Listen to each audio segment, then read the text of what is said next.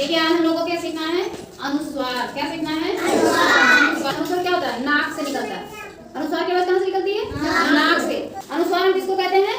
अंक की बिंदी को। ये और ये नानासी की क्यों होती है? नाक से निकलती है इसकी आवाज। किससे? नाक से। तो हम अंक को जानते हैं कि अनुस्वार है ना? लेकिन इसके अलावा भी देखिए 5 अनुस्वार और होते हैं। वो क्या होता है?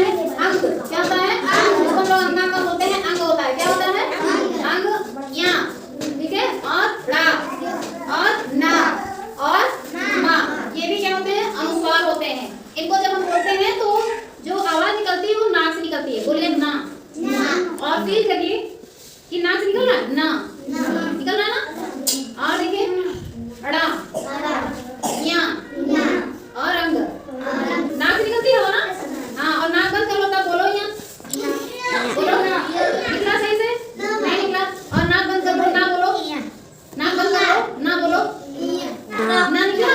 नहीं निकला। तब नहीं निकला ना, नहीं निकला। और जो नाक से जब हवा निकलती है, नाक से अवरोध उत्पन्न करके, उसको हम अनुस्वार नासिक की बोलते हैं। क्या बोलते हैं? ये देखिए ये 5 वर्ग होते हैं। कवर्ग में क ख ग घ अंग, चवर्ग में त थ द ध य, टवर्ग में ट ठ ड ढ अड़, टवर्ग में त थ द ध न, पवर्ग में प फ ब भ म। तो इसमें के कवर्ग, चवर्ग, टवर्ग, तवर्ग और पवर्ग में जो 5वें अक्षर होते हैं, इनके सभी के जितने भी ये 5 वर्ग होते हैं ना, 5 वर्ग के जो 5वें अक्षर होते हैं वो नासिक में आते हैं। ठीक है। ये जब भी शब्दों में आते हैं तो इनका अनुस्वार हो जाता है। क्या हो जाता है? ये भी अंक की गिनती में बदल जाते हैं। ठीक है। तो देखिए जो काखा गाघा होता है वो कंठ से निकलता है। कहाँ से? कंठ से। ठीक है। में जो पुजारी होते हैं उनको तुम लोगों ने देखा होगा, चलो चंदन कहाँ लगाते हैं? यहाँ चंदन लगाते हैं ना। वो कंठ को ठंडा करने के लिए लगाते हैं। कंठ को ठंडा करने के लिए लगाते हैं। और जो है जो चंदन होता है बहुत शीतल होता है। चंदन क्या होता है? बहुत शीतल होता है। इसीलिए चंदन हमको माथे पर और कंठ पे लगाना चाहिए। इससे हमारे दिमाग में शीतलता आती है। तो जो पुजारी होते हैं माथे में चंदन लगाते हैं और यहाँ कंठ में भी लगाते हैं, है ना? कंठ में लगाते हैं। तो इसे हमको याद रखना, ये क्या है? कंठ है। क्या है? कंठ है। तो ये जो ये कंठ वाले जो वर्ण है, ये वायु यहाँ टच करके, यहाँ अवरोध बन करके सीधे बाहर आ जाती है। ठीक है। कंठ में याद रहेगा, कंठ याद रहेगा ना।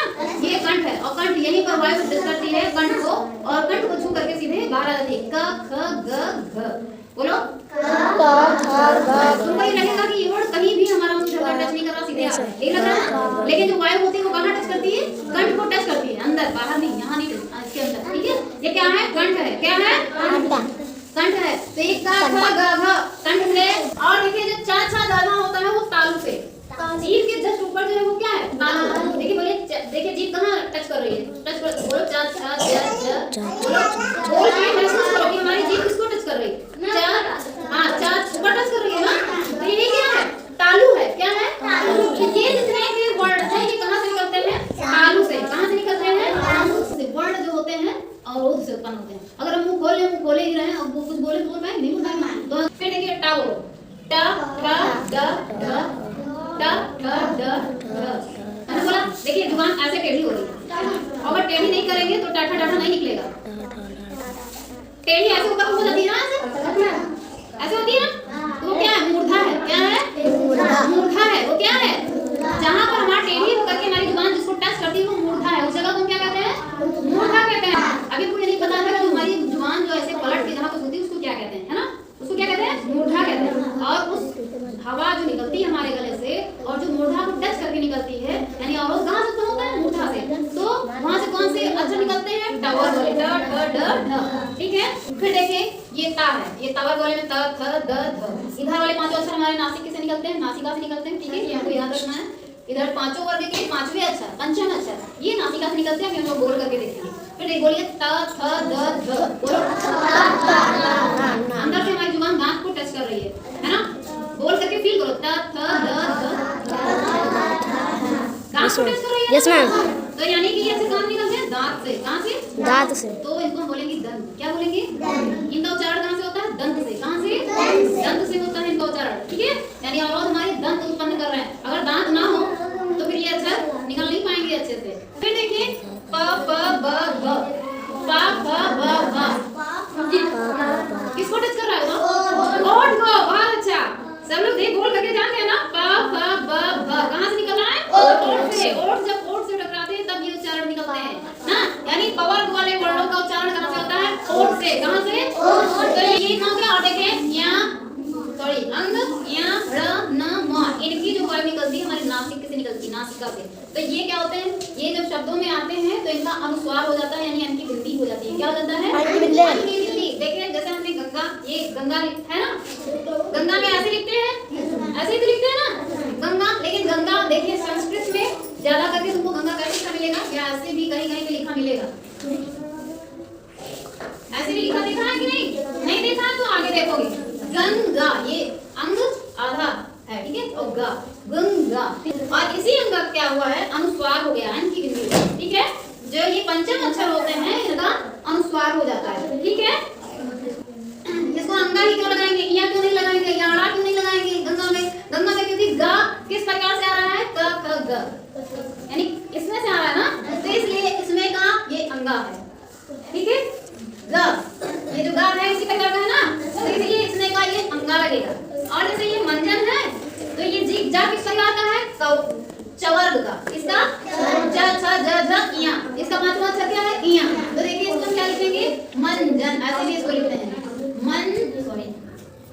मंजन, ठीक है, सही दोनों है। लेकिन यही इया यहाँ क्या हो गया है, अनुस्वार हो गया है। क्या हो गया है, अनुस्वार हो गया। ऐसे ही पंचम, अगर मान लो पंचम हो तो पंचम देखिए, पंचम है अन की बिंदी के साथ भी लिखेंगे और ऐसे भी लिखेंगे पंचम। इसमें जो चा है किस प्रकार का है, चवर्ग प्रकार का है ना, तो चा चा द ध इया कर दो। ये पंचम है ना, इया इया, ये किस, ये देखिए पंचम को, पंचम ये इया है, ये इया किसमें बदल जाएगा, अनुस्वार में। पांचवें वर्ण जो भी होते हैं वो अनुस्वार में बदल जाते हैं। तो पंचम को हम ऐसे पंचम लिखते हैं, इसी के नीचे लिखते हैं ऐसे पंचम, ऐसे लिखते हैं ना, ऐसे ही तुमने लिखा देखा भी होगा, क्यों देखा है ना, ऐसे ही। Yes ma'am. पंचम को हम ऐसे ही लिखते हैं और यही इया जो होता है वो अनुस्वार में बदल जाता है, ठीक है। ऐसे देखिए ये घंटा है, क्या है, घंटा। और टा किसमें किस प्रकार का, टा ठ ड ढ अड़ा, यानी जो ये अनुस्वार हमारा आया है किस अक्षर से आया है, अड़ा से, ठीक है। और तो इस घंटे को हम कैसे लिख सकते हैं, ऐसे आधा अड़ा घंटा, ऐसे तुमने लिखा देखा होगा, इसको तो जरूर देखा होगा, है ना, ऐसे भी और ऐसे भी, है ना। और ऐसे देखो अंत, अंत ऐसे लिखा होता है ना, अंत। तो इसमें देखो ता, ये ता थ द ध ता यही है ना, ता थ द ध न। अब ये ना क्या है, ये ही ना अनुस्वार में बदल गया है। इस अंत को हम ऐसे भी लिख सकते हैं, आधा न और त,